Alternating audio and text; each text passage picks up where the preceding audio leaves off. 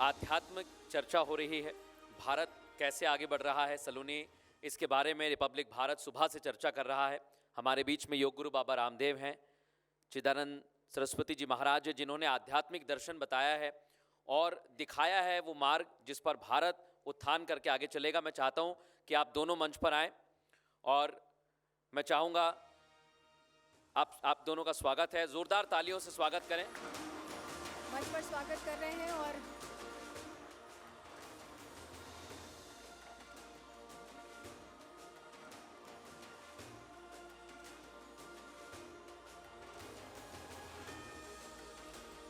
हम अनुरोध करेंगे हमारे editor in chief Arnab Goswami से कि सम्मानित करें स्वामी रामदेव जी को।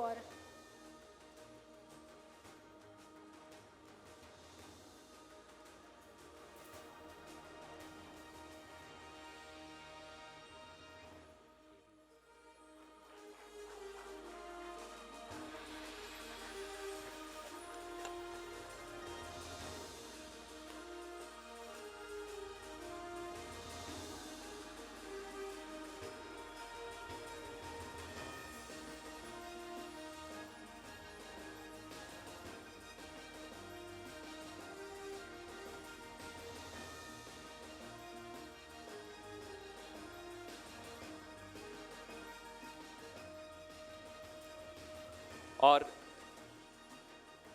बाबा रामदेव जी, आप हमारे साथ मंच पर रहेंगे। चिदानंद जी,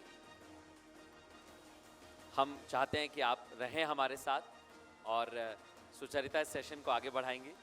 लेकिन उससे पहले देखते हैं कि आपने कैसे आध्यात्मिक और योग को इस भारत में आगे बढ़ाया है और कैसे हर भारतवासी को इससे जोड़ा है।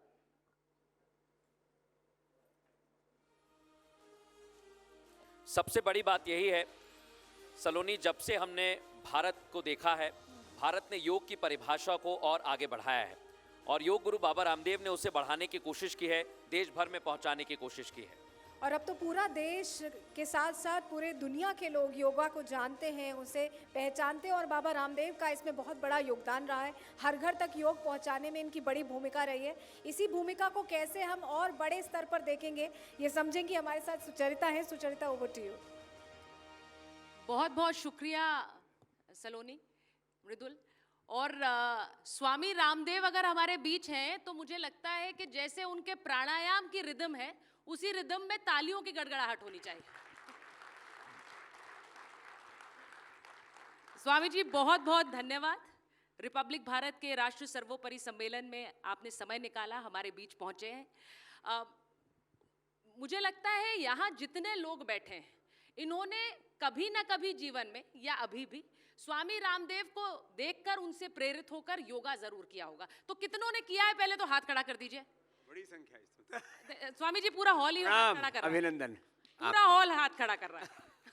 तो मुझे इन्होंने तो मेरे साथ कई बार टीवी पर ही किया और वैसे भी रियल लाइफ में भी करती।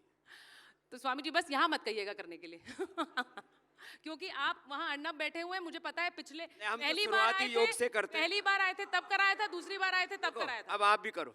नहीं, मैंने आपसे पहले ही कहा आज मत कराइएगा।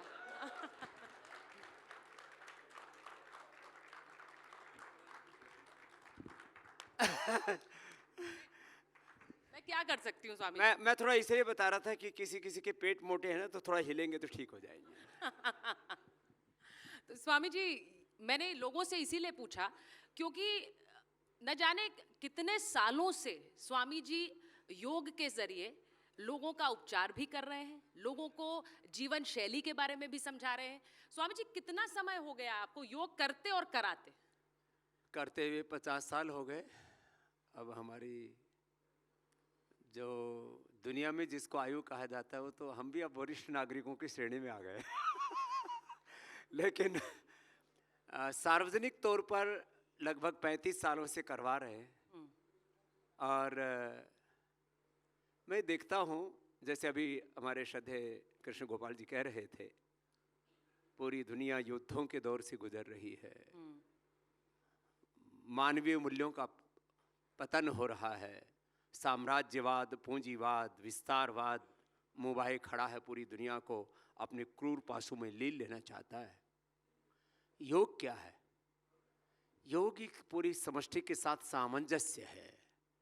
और मनुष्य योग करेगा तभी, आज छोटे छोटे बच्चों को ब्लड कैंसर, मैं तो रोज देखता हूं, छोटे छोटे बच्चों को ब्रेन ट्यूमर, छोटे छोटे बच्चों को लीवर फेलियर, किडनी फेलियर, इतना ज्यादा जंक फूड फास्ट फूड खा रहे हैं, उनको पता नहीं वो क्या कर रहे हैं, अपने शरीर के साथ क्रूरता कर रहे हैं। हमारा लीवर, हमारी किडनी, हमारे intestine, pancreas, lung, heart, brain, सब बेचारे अंदर से त्राहिमाम, पाहिमाम, रक्षमाम, उनको अब जो है शरीर तो 99% ऑटोनॉमिक सिस्टम पर चलता है, आदमी मनमानी करता है। 1-2 इंच की जीभ ने जीवों को परेशानी में डाल रखा है। तो योग करेंगे तो ही अपने जीवन को बचा पाएंगे। पिंड में सारा ब्रह्मांड और स्वयं ब्रह्म सन्निहित है, लेकिन हम बहुत ऊपरी स्तर पर, बहुत सतह पर जीवन को जीने लग गए। इस सरफेस से थोड़ा नीचे उतरना है। आत्मा वारे द्रष्टव्य मंतव्य है, आत्मदीपो भव, वहां पर पहुंचना है तो योग की तरफ तो मुड़ना ही पड़ेगा।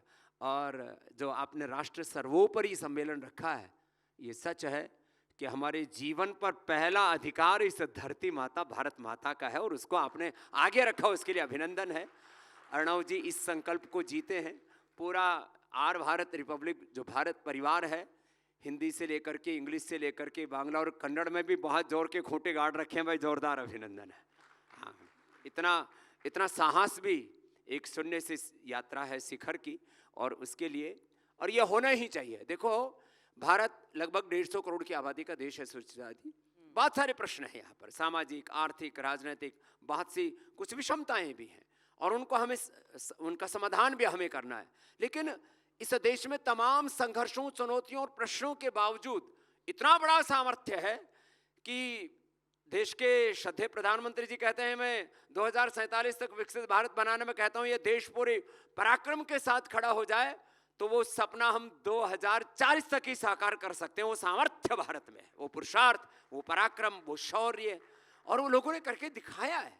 अलग अलग क्षेत्रों में लोगों ने समाज जीवन के विविध आयामों में अपने पुरुषार्थ और पराक्रम से किया है, और उसी योग कर्म योग का, पुरुषार्थ और परमार्थ का, निवृत्ति मूलक प्रवृत्ति का, संस्कृत मूलक समृद्धि का और विरासत मूलक विकास का मैं भी सहयात्री हूं, उसमें आगे बढ़ रहा हूं। आपने क्योंकि हमारे राष्ट्र सर्वोपरि सम्मेलन का जिक्र किया, तो राष्ट्र प्रेम से जो ओतप्रोत संस्थाएं होती हैं वो हमेशा सफलता छूती हैं, फिर वो शायद वो रिपब्लिक मीडिया नेटवर्क हो या पतंजलि हो, चाहे वो RSS हो जो भी है। सही बात, बिल्कुल। ये देखो, जो राष्ट्र को केंद्र में रखेगा ना, तो राष्ट्र उसके साथ एकात्म हो जाता है। मैं तो एक अनपढ़ माँ बाप के घर में, गरीब परिवार में, सामान्य किसान परिवार में पैदा हुआ। पहले गवर्नमेंट स्कूल में पढ़ा, 5वीं कक्षा तक हमारा 1 रुपए खर्च नहीं हुआ, 1 रुपए खर्च नहीं हुआ। क्यों? किताबों के पैसे लगा करते थे, वो हमको पता ही था कि हम ये भगवान का अनुग्रह है कि हम पढ़ने में अव्वल थे। तो अगली कक्षा वाले बालक से कहते थे, तू अपनी किताब हमको दे देना, हम अपनी वाली किसी और को देते थे, तो उससे 2 रुपए लेते थे, उसको 2 रुपए दे देते थे 0% इन्वेस्टमेंट जो आजकल कैपिटल मार्केट का रहता है ना, कि आपके पास डेट नहीं होना चाहिए, 0% इन्वेस्टमेंट होना चाहिए। मैंने कहा भाई ये कैसा है? बोले उधार में लो, नगद में बेचो। तो 6ठी कक्षा में हमारे 2 रुपए जरूर लगे थे, और उसके बाद गुरुकुल में आ गए। हमारे पूज्य बलदेव जी महाराज जी गुरुदेव, उन्होंने हमें शिक्षा दीक्षा दी, 500 रुपए में पढ़ाई हो गई। लेकिन इस देश के लोगों का हमें इतना प्यार मिला। मैंने हरिद्वार में पहले 2 लोगों को योग सिखाया, फिर सूरत में चला गया, वहाँ 200 लोगों का, फिर 2000, फिर 10,000, 50,000, लाख लोगों का सिलसिला शुरू हुआ, और हमको पता ही नहीं लगा 100 करोड़ से ज्यादा लोगों ने हमको इतना प्यार दिया। आज विदेशी कंपनियों का पतंजलि ने शीर्षासन करा दिया, और घर घर पतंजलि छा गया। नहीं तो हर घर में, आपका कोलगेट तो यहाँ स्पॉन्सर नहीं है दंत कांति छा गया नहीं, ये इसलिए भी जरूरी है स्वामी जी, और आप इसके बारे में बार बार कहते हैं। इस बार प्रधानमंत्री जी ने भी कहा कि वोकल फॉर लोकल वो हमेशा कहते हैं, वो कह रहे हैं इस बार दिवाली है, दीपावली का त्योहार है, और उस त्योहार में आप लोग याद रखें कि स्वदेशी खरीदना है आपको, और बार बार कहते हैं वो। और आज योगी आदित्यनाथ ने भी वही बात कही है। आज उन्होंने दिवाली से पहले जो बात कही, उन्होंने कहा स्वदेशी अपनाएं, और इसीलिए एक स्वदेशी कंपनी ने बड़ी बड़ी MNCs को नाको आर्य समाज से लेकर के आरएसएस से लेकर के स्वदेशी जागरण मंच से लेकर के हम तो इसमें बहुत पीछे आते हैं, लेकिन पूर्वजों की पुंडाई का हमें लाभ मिला है। जो हमारे पुरखों ने तप किया उसका लाभ पतंजलि को मिला और पतंजलि ने वो लाभ देश को दिया। हम कहते हैं हम पुरुषार्थ करेंगे उससे अर्थ आएगा, लेकिन वो परमार्थ के लिए लगेगा, स्वार्थ के लिए नहीं। जैसे अभी हमारे मुझसे पहले कृष्ण गोपाल जी कह रहे सुख से मूलम धर्म, धर्म से मूलम अर्थ, अर्थ से मूलम राज्यम, लेकिन वो अर्थ परमार्थ के लिए होना चाहिए, स्वार्थ के लिए नहीं। हमारे यहाँ तो स्वार्थ को तो जीवन में कोई स्थान ही नहीं था। तो ये सच है कि जो स्वदेशी है, आत्मनिर्भरता है, पहली बार देश के प्रधानमंत्री खुल करके एक तरह से आज वो स्वदेशी के ब्रांड एम्बेसडर है, उसको जीते, और ये जरूरत है इस देश की। आज ट्रम्प साहब कभी कुछ बोलते हैं, कभी कुछ बोलते हैं, पता ही नहीं लग रहा। मुझे लगता है उनको भी अनुलोम विलोम कराना पड़ेगा। हाँ, अभी अमेरिका जा रहा हूं तो मैं उनको निमंत्रण दूंगा, मैं आता हूं, लेकिन कहीं ऐसा ना हो कि वीजा ही मुसीबत में पड़ जाए। खैर ये तो अलग बात है, लेकिन कोई उससे अपने को परवाह नहीं, हम तो समष्टि के लिए जीते हैं। लेकिन एक बात आपको ये बताना चाहता हूँ, भारत के लोग यदि स्वदेशी की राह पर चल पड़े, जिसका भी जिक्र कर रहे थे हमारे भाई साहब कृष्ण गोपाल जी, कि ये उपभोक्तावाद, साम्राज्यवाद और पूंजीवाद जिस तरह से लोगों को पराधीनता की बेड़ियों में जकड़ रहा है, भारत के लोग संकल्प कर लें कि हमें 1 महीने तक एप्पल का नया फोन नहीं खरीदना, मैं पुराने वाले से काम चला लो, कोई दिक्कत है क्या? 1 महीने तक मैकडॉनल्ड में नहीं जाना, 1 महीने तक केएफसी में नहीं जाना, 1 महीने तक सबवे में नहीं जाना, और तमाम तरह की जो अमेज़न, क्या जरूरत है? जब अमेज़न नहीं था तो काम नहीं चलता था क्या? भगवान राम जी ने, भगवान कृष्ण जी ने कौन सा अमेज़न से ऑर्डर किया था किसी संजीवनी लाने के लिए? ये हम लोगों में थोड़ा सा संयम दिखाएं तो अमेरिका सहित पूरी दुनिया भारत के सामने साष्टांग दंडवत प्रणाम करेगी। वो सामर्थ्य है भारत का। तो थोड़ा सा हम संयम बरतें, और क्या जरूरत है? अरे आज हम आपके सामने खड़े हैं, ठीक है, भगवान ने लगभग 1 लाख करोड़ रुपए की कंपनी खड़ी करवा दी, आगे 5 लाख करोड़ की कंपनी खड़ी करने का सपना है, लेकिन पैर में वही खड़ा हुआ है। अपने लिए कुछ नहीं चाहना, भारत माता के लिए अपना सर्वस्व आहूत करने का संकल्प रखना। अब स्वामी जी ने जो कहा है उसको मैं फिर से दोहरा रही हूँ, 1 लाख करोड़ की कंपनी बन गई है पतंजलि। अब आप सोचिए, स्वदेशी खून पसीने से और मेहनत से एक उन्होंने जिस तरह की संस्था खड़ी करी। अब जब आपने डोनाल्ड ट्रंप की बात करी है, आपने टैरिफ की बात की, आपने एक जगह ये भी कहा कि मैंने तो एक बार टेररिज्म बोल दिया था तो मतलब पूरा मामला ही हिल गया मेरे कभी। मैंने तो ठीक है ही तो बोला था, टैरिफ वार, टेररिज्म तो चल ही रहा है। बोले बाबा जी मामला बड़ा खतरनाक है, लेकिन आर भारत पर बोल सकते हैं। तो ये जो विदेशी टैरिफ है, इस पर स्वदेशी ब्रह्मोस स्वामी रामदेव चला रहे हैं। देखिए, विकल्प तो स्वदेशी क्या है? अपनी निजता का गौरव, स्वयं का गौरव स्वदेशी है। स्वदेशी शिक्षा, स्वदेशी चिकित्सा, स्वदेशी अर्थव्यवस्था, स्वदेशी जीवन पद्धति, और भारत की विरासत है। हमें गर्व है अपने पुरखों पर।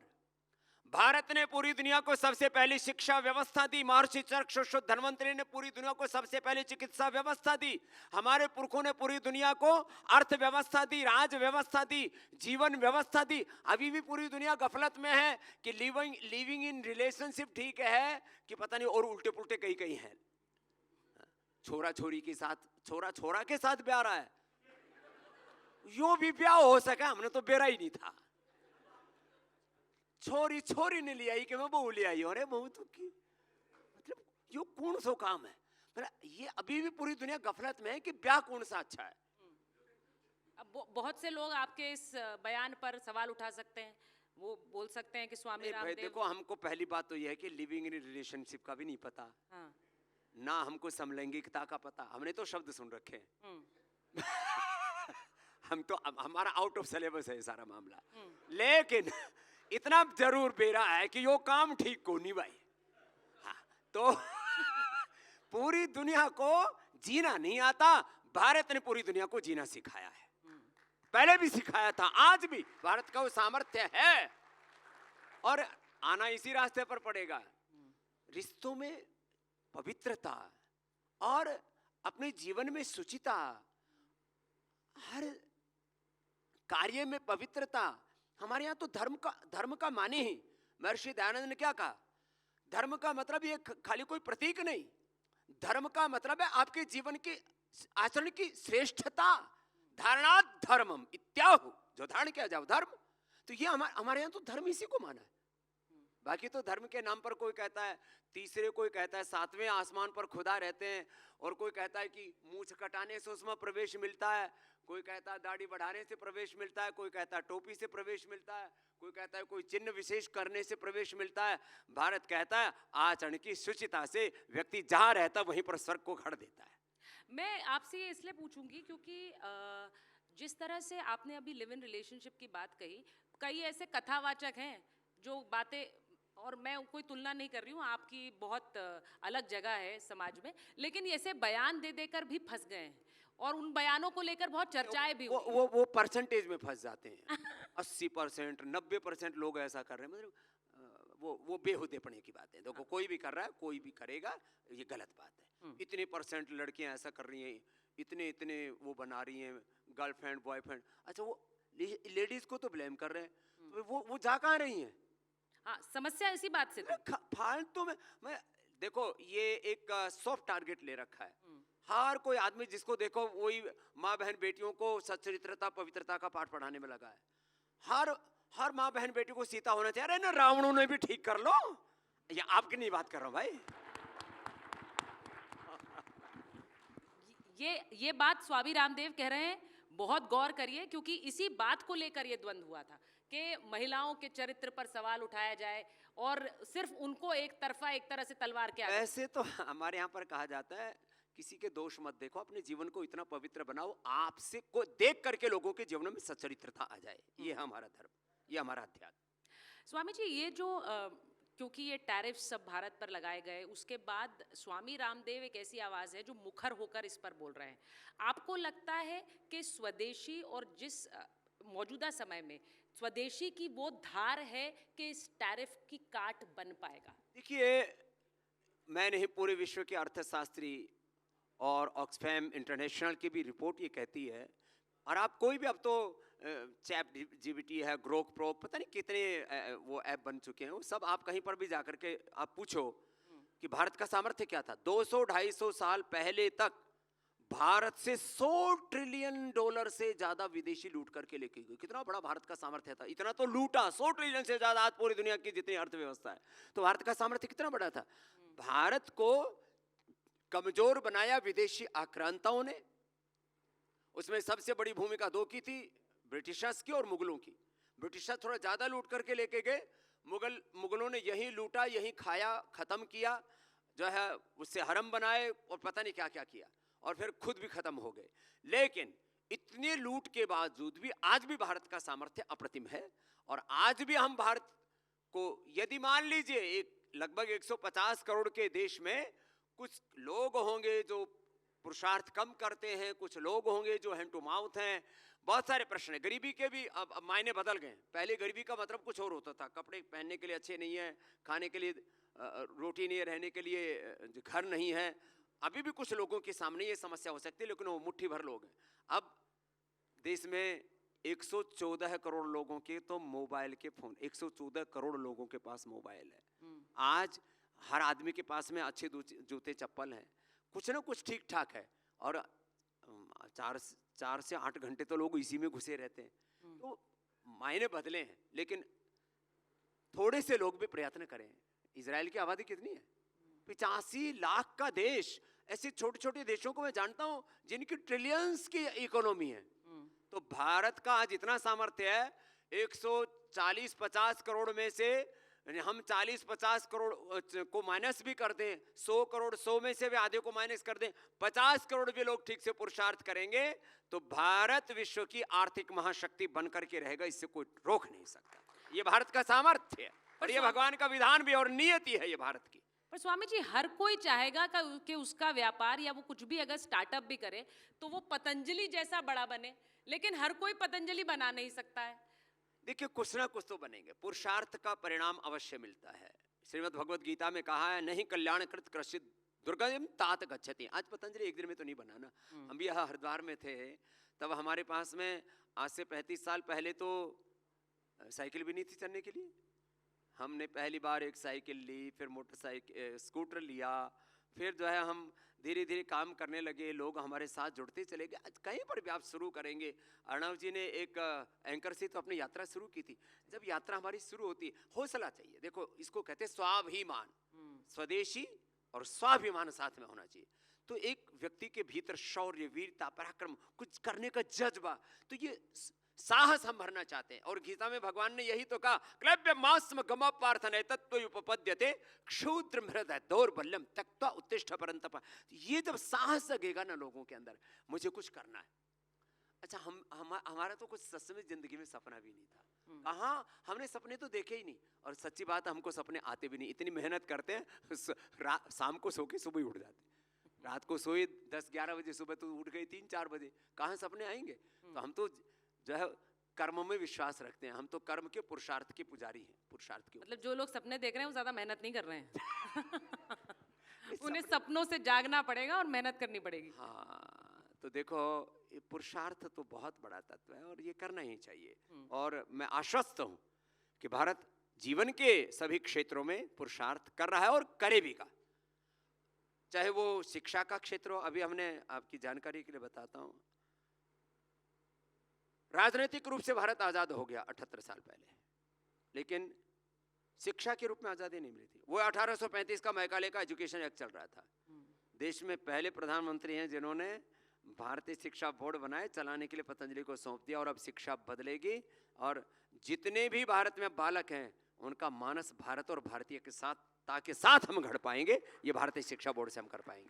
तो मानस घड़ना पड़ेगा, ब्रेन की अच्छी प्रोग्रामिंग करनी पड़ेगी। पता नहीं हम कहाँ एक गफलत से में आपाधापी में उधेड़ बुन में खींचातानी में जी रहे हैं। अरे भाई, जीवन में बड़ा सोचो, बड़ी सोच, कड़ी मेहनत, पक्के इरादे के साथ आगे बढ़ो। अब तो सारे पुराने साम्राज्य ध्वस्त हो चुके हैं। जो राजनीतिक साम्राज्य 565 रियासतें कहाँ गई, 2-4 को छोड़ करके सब मिट्टी में मिल गए ना। तो राजनीतिक साम्राज्य, धार्मिक साम्राज्य, सामाजिक साम्राज्य, आर्थिक साम्राज्य ढह चुके हैं। अब नए साम्राज्य घड़े जा रहे हैं, नए इतिहास पढ़े जा रहे हैं। तो उसमें सबको साहस करके आगे बढ़ना चाहिए। अरे आप लाखों करोड़ का नहीं, हजारों करोड़ का नहीं, अरे कुछ सैकड़ों करोड़ का तो या लाखों कुछ तो करोगे ना। यूं बैठे बैठे खाली स्वप्न ही देखते रहते, कुछ नहीं होगा। नहीं स्वामी जी, आपने कहा हर तरह के साम्राज्य ठहरे हैं, जिसमें सामाजिक साम्राज्य, धार्मिक साम्राज्य। आप क्योंकि सनातन धर्म से जुड़ी एक इतनी प्रभावी आवाज़ है, तो मैं आपसे पूछूंगी, पिछले दिनों इस देश ने एक ऐसा विवाद भी देखा जिसमें एक तरफ किसी ने कहा आई लव मोहम्मद, तो दूसरी तरफ का I love Mahakal, I love Mahadev.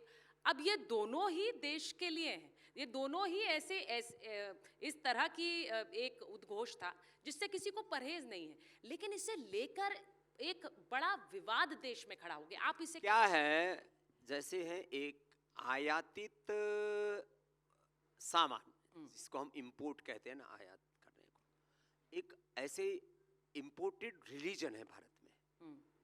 आयातित, उनको धर्म तो कहना ठीक नहीं, कुछ मजहब है, पंथ है ऐसे, उनकी निष्ठाएं बाहर जुड़ी हुई हैं, ये गलत है। आज तक भारत में जो पैदा हुए मत, पंथ, संप्रदाय या गुरु परंपराएं, भारत के खिलाफ उन्होंने विद्रोह नहीं किया किसी।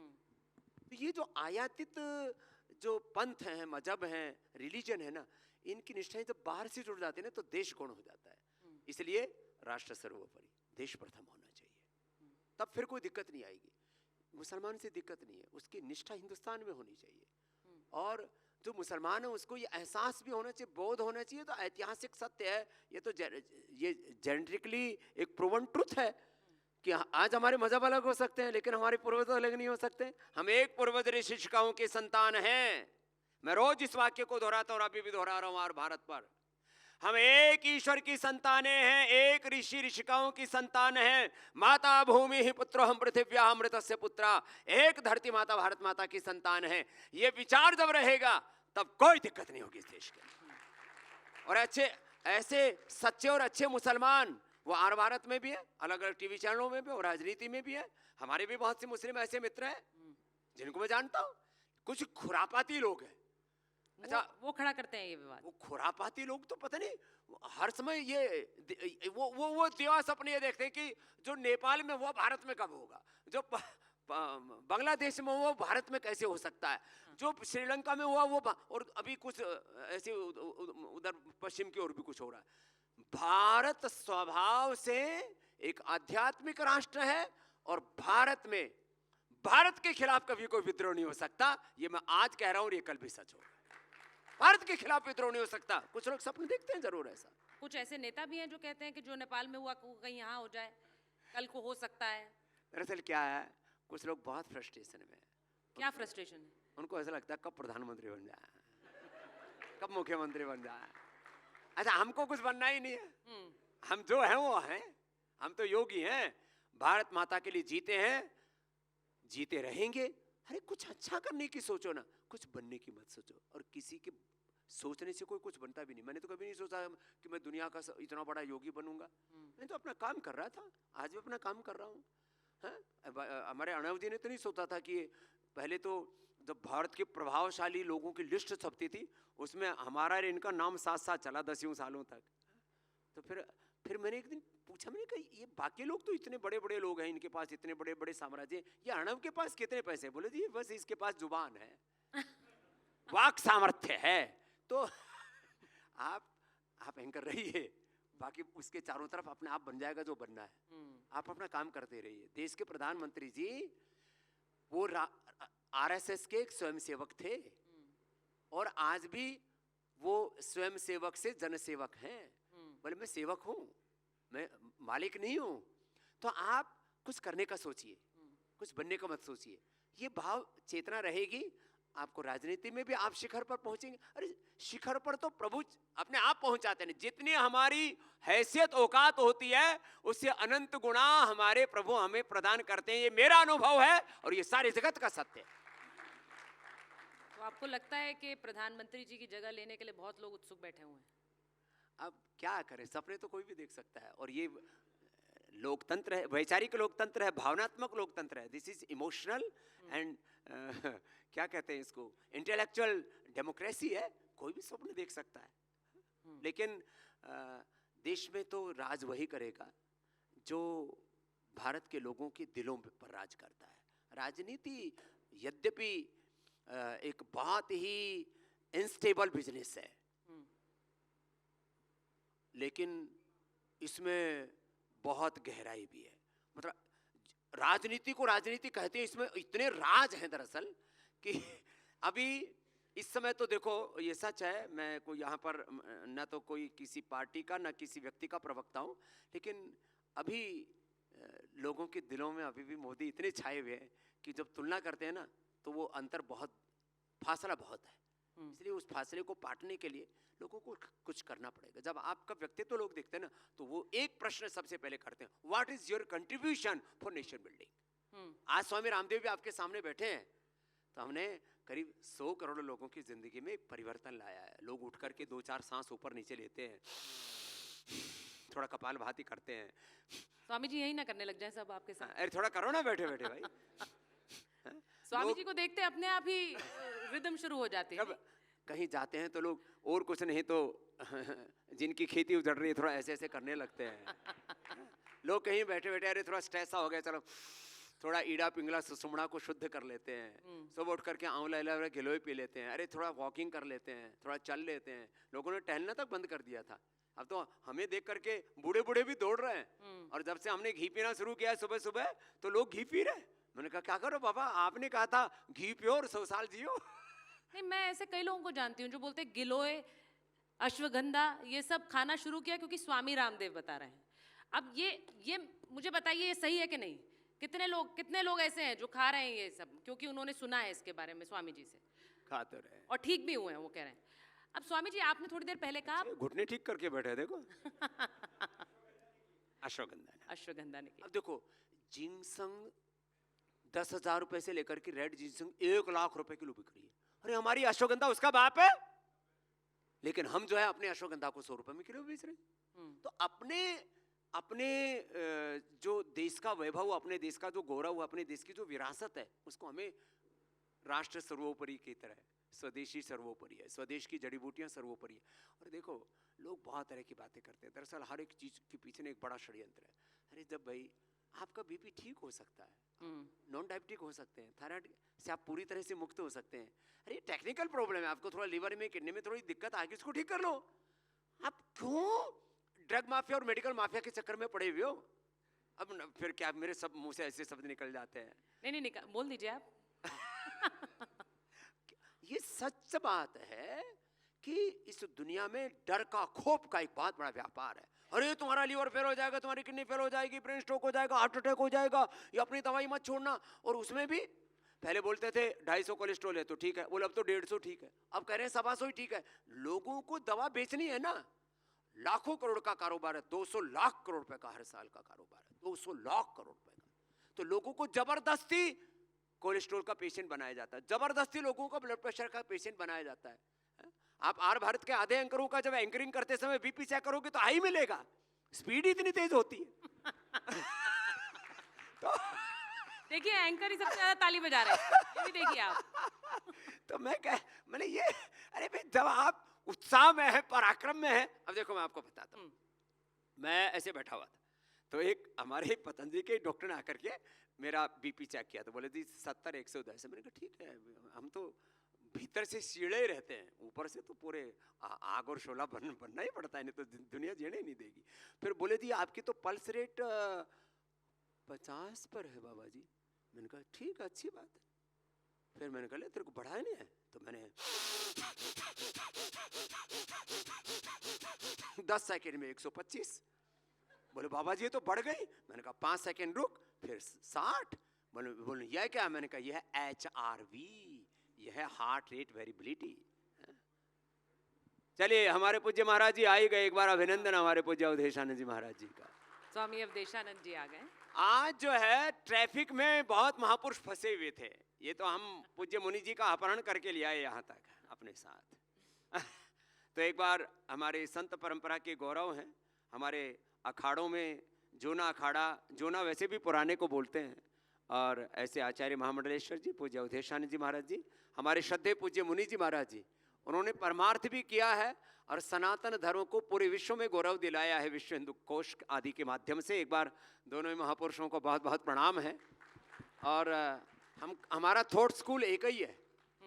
इनके पिताजी वही आर्य समाज की परंपरा से निकले हुए दोनों के, और उन्होंने महर्षि दयानंद के नाम से यज्ञशाला भी बना रखी है।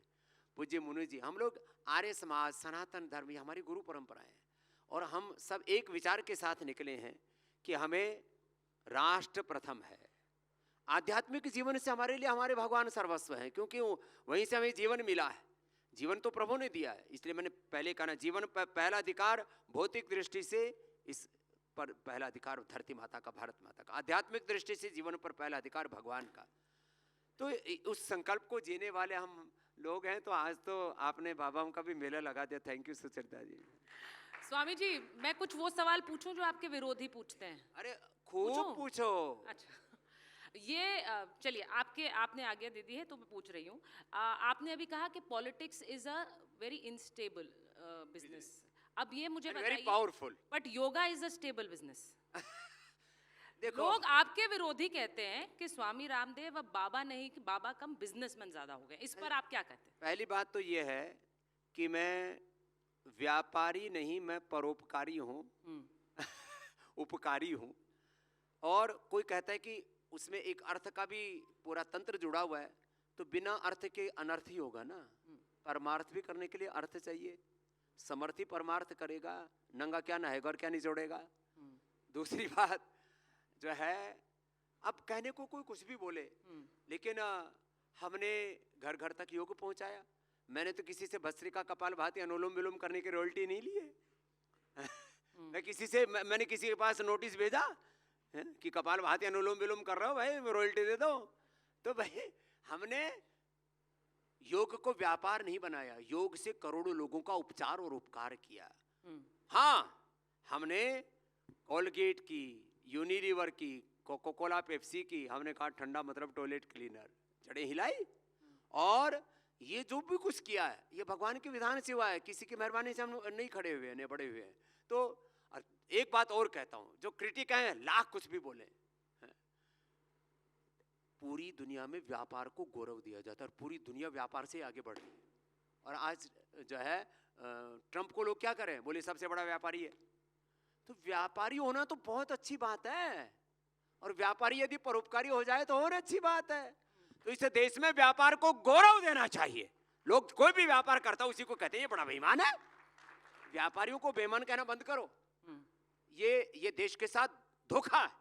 इस देश में व्यापार को भी गौरव होना चाहिए, सेवा को भी गौरव होना चाहिए, परोपकार को भी गौरव होना चाहिए, शिक्षा चिकित्सा को भी गौरव होना चाहिए, मजदूरी को भी गौरव देना चाहिए। अरे बोले तो मजदूर है, तो हर काम को गौरव होना चाहिए। मैं खाली व्यापार की बात नहीं कर रहा हूं, कोई कृषि कर रहा है, कोई उद्योग चला रहा है, कोई झाड़ू लगा रहा है, कोई मेला साफ कर रहा है, हर एक को गौरव होना चाहिए। जितना गौरव इस देश के राष्ट्रपति और प्रधानमंत्री को है, उतना ही गौरव इस देश के मेला उठाने वाले को भी होना चाहिए। यह लोकतंत्र है। बिल्कुल सही। बाकी पूछने तो प्रश्न पूछने में क्या है, हम तो ऐसे ही थोड़ा उत्तर दे दिया। नहीं स्वामी जी, ये कहते हैं लोग, आपके विरोधी कहते हैं स्वामी रामदेव वो स्वामी हैं जो राजनीति में कुछ ज्यादा ही रुचि रखते हैं, राजनीतिक बयानबाजी बहुत करते हैं। मैंने क्या राजनीतिक बयानबाजी की? 10 साल से तो मैंने मौन धारण किया हुआ है। फिर लोग कहते बाबा बोलता नहीं, और जब बोलता है तो बोले बाबा बोलता क्यों है?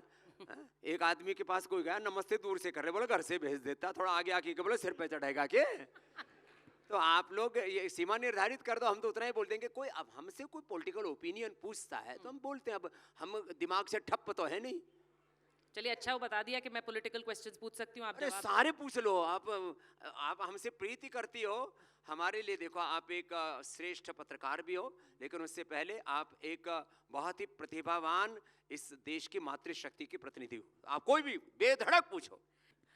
यूपी में योगी आदित्यनाथ क्योंकि एक संत मुख्यमंत्री हैं और क्योंकि आप सनातन का प्रतिनिधित्व करते हैं, मुझे लगता है ये सवाल आपसे कई बार पूछा गया होगा, लेकिन मौजूदा समय में 2027 के चुनाव हैं, वहाँ होने हैं, और बहुत से लोग ये मानते हैं कि योगी आदित्यनाथ ने जिस तरह की एक विकास की पिच तैयार की है, उस पर बैटिंग करना बाकी प्रतिद्वंदियों के लिए थोड़ा मुश्किल होगा, क्योंकि आप खुद पतंजलि के जरिए देश के विकास में एक अध्याय जड़ रहे हैं।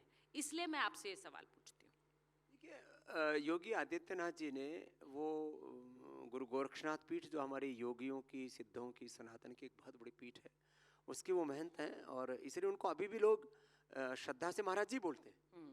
मुख्यमंत्री जी बहुत कम बोलते हैं उनको, महाराज जी पहले बोलते हैं। और ये तो सत्य है कि इस देश में धर्म सत्ता राज सत्ता से ऊपर नहीं है, और उन्होंने सुरक्षा, समृद्धि और निर्भयता का, जिसको हमारे गीता में कहा अभयम सत्व संसुद्धिर, वो उसका एक वातावरण तैयार किया है। तो उनका भी व्यक्तित्व इस रूप में बहुत बड़ा है, इसलिए वहां तो अभी कोई चैलेंज है ही नहीं ना, अभी तो देर भी है उसमें। तो मतलब आपने क्लियरली कह दिया मोदी जी और योगी जी दोनों को ही कोई चैलेंज नहीं है। हाँ, अभी तो कोई नहीं दिखता, कोई नहीं दिखता। तीसरा भी किसी को और का चैलेंज आपको दिख रहा है? आपको विपक्ष का कोई नेता पसंद है? नहीं, साधु तो किसी से बैर करता ही नहीं है ना। जो पसंद, साधु जो बैर करे वो साधु ही नहीं है। तो आप आलोचना, समालोचना, विवेचना कर सकते हैं, लेकिन यदि कोई बैर करता है वो साधु नहीं हो सकता। बैर नहीं करते तो प्रीत किससे है विपक्ष में? प्रीति तो हमारी परम प्रीति तो केवल एक प्रभु से है। मेरे तो गिरधर गोपाल, दूसरों न कोई। हाँ। ये जो जो जो स्वामी जी आप ये बात कहते हैं, बहुत से लोग जो लोग आपको देखते हैं उनका ये मानना है कि स्वामी रामदेव अपनी राजनीतिक बोली को इस तरह से रखते हैं कि वो बहुत ज़्यादा द्वेष या दुश्मनी नहीं रखते हैं किसी से। तो क्या ये उसका ही एक परिचय है? नहीं, देखो आप बात सुनो। आप इस देश के 100 पॉलिटिशियन के नाम बोलो, अब वो कभी ना कभी मुझसे मिले, मैं उनसे कभी मिला, तो अब मैं ये बोलता हूँ कि मैं उनको पहचानता नहीं। जब मैं बाहर अमेरिका और जो है हांगकांग और सिंगापुर आदि जाता हूँ, इंटरनेशनल इन्वेस्टर्स से मिलता हूँ, वो कहते भारत में तो मेरे से सैकड़ों बार पूछा गया, अलग अलग जो है हमारे जो भारतीय इन्वेस्टर्स हैं, वहाँ शायद 1-2 लोगों ने किसी ने पूछा होगा, तो किसी ने पूछा ही नहीं। भाई आप किसी के साथ कनेक्टिविटी होना, ये तो आपकी उपलब्धि है, इसमें क्या दिक्कत है? लेकिन मोदी योगी के अलावा नाम भी किसी का नहीं लेते ना। आप दोगली बातें कर रहे हो। आप कर रहे हो सबके साथ आपके नहीं, मैंने कहा ये लोग कहते हैं आपके बारे में, लेकिन आप नाम नहीं ले रहे हैं। मेरे संबंध नवीन बाबूजी से लेकर के, चंद्रबाबू नायडू से लेकर के, शरद पवार जी से लेकर के, अजीत सिंह जी अभी नहीं रहे, उनके बालक हैं जो है जयंत जी, उनके साथ, उनसे लेकर के, और इधर बादल साहब से लेकर के, और कहाँ तक जाऊँ, ममता जी से लेकर के, मायावती जी से अभी तक नहीं मिला अभी। तो बाकी कौन भारत की लगभग, मैं तो राहुल जी से भी मिला हूँ 2 बार, अभी नहीं, पहले रे। हाँ, तो कभी को लोग कल यही खबर चला दें कि बाबा जी मिले अभी। मैं तो जो है प्रियंका जी से भी मिला हूँ, मनमोहन जी से भी 2 बार मिला हूँ। तो मेरे अच्छा मिलना जुलना ये तो सब नर करई परस्पर प्रीति, चले स्वधर्म निरत श्रुति नीति। चलता हूँ श्रुति मार्ग पर संस्कृति निगमी मई, लेकिन मिलना जुलना तो सबसे होना ही चाहिए। क्या मोदी साहब नहीं मिलते? सबसे मिलते हैं। मोदी साहब सबसे मिल सकते हैं, अरे वो भी फकीर हैं और वजीर हैं, तो हम भी तो इस देश के फकीर हैं, हमसे मिल सकते हैं, क्या दिक्कत है? ऐसा फकीर तो सबको बनाए। नहीं, बट स्वामी जी मैं आपको पतंजलि का उत्तराधिकारी बना देता हूँ, लेकिन सुबह 3 बजे रिकॉर्ड की जाए भाई, प्लीज ऑन रिकॉर्ड। आप 3 बजे उठना और रात को 10 बजे तक सोना, 1 रुपए का बैंक बैलेंस जाए। हाँ और 1 रुपए बैंक बैलेंस नहीं होना चाहिए। नो पर्सनल वेल्थ, 1 इंच जमीन नहीं, 1 रुपए बैंक बैलेंस नहीं, अपना सर्वस्व भारत माता के लिए अर्पित है, आज से ही पतंजलि को समर्पित है। आपकी मेहनत पर कोई भी किसी भी तरह का सवाल नहीं उठा रहा स्वामी जी, और सब जानते हैं कि आपने एक बहुत परिश्रम और जिस तरह का एक सफर तय करा है। एक सुचरिता दी, देखो प्रश्न 1000 पूछो, मैं हर प्रश्न का उत्तर देने में सक्षम हूँ, क्योंकि मुझे वो दृष्टि मिली अपने पूर्वजों से, वेदों से। लेकिन एक बात कहता हूँ, जो लोग मेरी आलोचना करते हैं उनसे पूछो कि स्वामी राम 3 बजे, और वो जानते हैं, आप पूछोगे वो भी एक बात कहेंगे, ये आदमी 3 बजे से लेकर के रात 3 AM to 10 PM आदमी रोज इतनी मेहनत करता है, 1 ग्राम भी अपनी चर्बी नहीं बढ़ने देता, कभी भी इसने विश्राम नहीं किया, चरे बेती काम तो अच्छा ही कर रहा है, लेकिन इसका जो थॉट प्रोसेस है वो थोड़ा हमसे मेल नहीं खाता है। ये तो चलता है ना दुनिया में, सब तो भगवान राम जी से भी सहमत नहीं थे, भगवान कृष्ण जी से भी सहमत नहीं थे, तो जो सहमत नहीं है वो अपने ऐसी तैसी कराए, हम अपना काम कर रहे हैं। यहाँ पर क्योंकि बहुत से ऐसे लोग हैं जो जानते हैं, जो व्यक्तिगत रूप से जानते हैं आपकी मेहनत के बारे में, यहाँ पर स्वामी चिदानंद जी बैठे हुए हैं, स्वामी हमारा 30 सालों से ज्यादा का साथ है पूज्य महाराज, दोनों महापुरुषों के साथ, पूज्य अवधेशानंद जी, पूज्य चिदानंद जी, और वो सब लोग आपकी मेहनत को जानते हैं, आपका परिश्रम को जानते हैं। जिस तरह का एक आपका जीवन रहा है, अब हम हमेशा, ये सवाल मेरे जहन में आया इसलिए मैं पूछ रही हूँ, हमेशा हम एक उद्देश्य की तरफ काम करते हैं, अगला कदम क्या, अगला पड़ाव क्या, स्वामी रामदेव के लिए अगला पड़ाव क्या है? देखो, मेरे जीवन का उद्देश्य न सत्ता है, न संपत्ति है, न कोई सम्मान है। मुझे बहुत प्रकार से राजनीति के लिए कई बार कहा गया, कभी बोले इस प्रदेश का मुख्यमंत्री बन जाओ, किसी ने कहा कि आप तो जो है आप नहीं जाते तो 10-20 लोग अपने राज्यसभा में भेज लो, किसी ने कहा कि ये कर लो, वो कर लो, राजनीतिक पार्टी बना। आपने कभी सोचा चुनाव लड़ूंगा मैं? कभी आया है? कभी सपने में भी नहीं सोचा। 2 चीजों के बारे में सपने भी नहीं सोचा, एक तो ब्याह कराने का नहीं सोचा। हाँ, कई रंडवे हैं बेचारे, सोते रहते हैं, भाई अपना ये कार्यक्रम नहीं है, अपने को जिधर जाना उसके बारे में सोचना ही नहीं। दूसरा, कभी सत्ता के बारे में नहीं सोचा, कभी सपने में भी कि मुझे भारत विभूषण की, भारत रत्न लेना है कि नोबेल पुरस्कार लेना, बेचारे ट्रम्प की देखो ना बीच में मामला खटाई में पड़ गया। तो ये मामला देखो ऐसा है, आपको ना इनके बारे में सोचना भी नहीं चाहिए। हमारे वीना आर्य जी बैठे हैं, तो हमारे जब हम गुरुकुल में पढ़ा करते थे ना, तब से जानते हैं हमारे गुरुजी के समय से हमने कभी सपने देखे ही नहीं इस तरह के। हमने तो एक ही बात सोची है, हमारा सर्वस्व भारत माता के लिए है, इसके अलावा कुछ नहीं सोचते। क्या सोचना, ये जीवन अनादिकाल से चला रहा, अनंत काल तक चलने वाला एक प्रभु का एक वरदान है, उपहार है, इसका उपहास न उड़ाएं। जीवन का तिरस्कार करते हैं जो जीवन अपने शरीर का, अपने इंद्रियों का, अपने मन का, बुद्धि का, सामर्थ्य का सदुपयोग नहीं करते। तो मैं तो सोचता हूं मेरा शरीर का रोम रोम इस भारत माता के लिए, मेरा ज्ञान, मेरी भक्ति, मेरी शक्ति, जो भी मेरे पास विद्या, विभूति, ऐश्वर्य, सब कुछ इस भारत माता के लिए। दूसरा जीवन में कोई सपना ही नहीं। मुझे किसी की प्रसन्नता के लिए, किसी व्यक्ति की प्रसन्नता के लिए तो जीना ही नहीं। हमें तो पारमार्थिक दृष्टि से भगवान की प्रसन्नता के लिए जीना है और व्यवहारिक दृष्टि से इस भारत माता को परम वैभवशाली बनाना।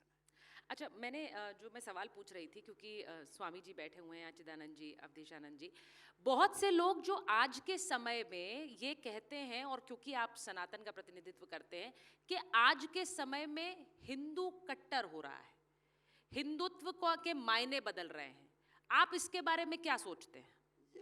देखो, हिंदू तो कट्टर होता ही नहीं है। हिंदू तो अपने हिंदू और हिंदुत्व सनातन क्या है? जो शाश्वत है वो सनातन है। अहिंसा, सत्य, अस्तेय, ब्रह्मचर्य सनातन है। धर्म क्या है? श्रूयताम धर्म सरस्वम श्रुत्वा च अवधार्यताम आत्मनः प्रतिकूलानि परेशान समाचरेत। धृति क्षमा तमोस्तयम शौचम इंद्रिय निग्रह धीर विद्या सत्यम अक्रोध दशकम धर्म लक्षणम श्रुति स्मृति सदाचार स्वस्य प्रेमात्मनः एतत् चतुर्विधम प्राहु साक्षात धर्मस्य लक्षणम। परहित सरस धर्म नहीं दूजा, पर पीड़ा सब नहीं अधमाई। हमने तो धर्म को ऐसे जाना है, इसमें तो कहीं पर कट्टरता है नहीं। तो हम तो, मैंने कहा ना, जीवन के श्रेष्ठ आचरण को धर्म मानते हैं, लेकिन हाँ, सनातन शाश्वत सत्य है, लेकिन हमें अपने शत्रु का बोध होना चाहिए। तो जो भारत से, भारतीयता से, सनातन से शत्रुता रखते हैं, वो हमारे मित्र नहीं हो सकते। इसलिए शत्रु बोध होना चाहिए। कट्टरता एक अलग तरह का जो है, क्या कहते हैं, सड़े हुए दिमाग की उपज है। वो हिंदू में, सनातनी में, ऋषिकाओं के वंशधरों में वो तत्व नहीं आता है। तो कट्टरता अलग बात है, और अपने स्वधर्म में दृढ़ता अलग बात है। स्वधर्मे निधर्म श्रेया परधर्मो भयावह।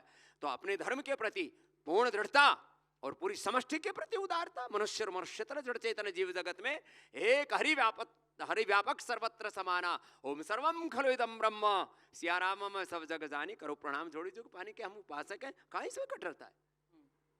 तो फिर सवाल यह होगा कि जो मैंने पहले कहा कि आई लव मोहम्मद और आई लव महाकाल, ये विवाद क्यों हो रहा है इस देश में?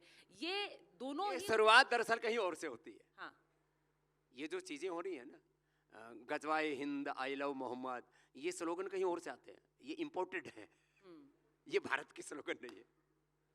इसलिए ये खुरापाती लोग हैं कुछ, तो वो ऐसे कुछ चीज सुगुफे छोड़ देते हैं। फिर वो कहेंगे हम जो है सरतन से जुदा करेंगे। तो बोले भाई बेटे, हम किसी का सरतन से जुदा तो नहीं करते, लेकिन तेरा इलाज पहले कर देंगे, आ जा तेरे को देख लेते पहले। ये बात है, इसको कट्टरता नहीं कहना चाहिए।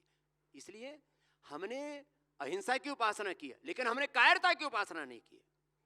तो अहिंसा और कायरता में फर्क है ना? बिल्कुल है, बिल्कुल है।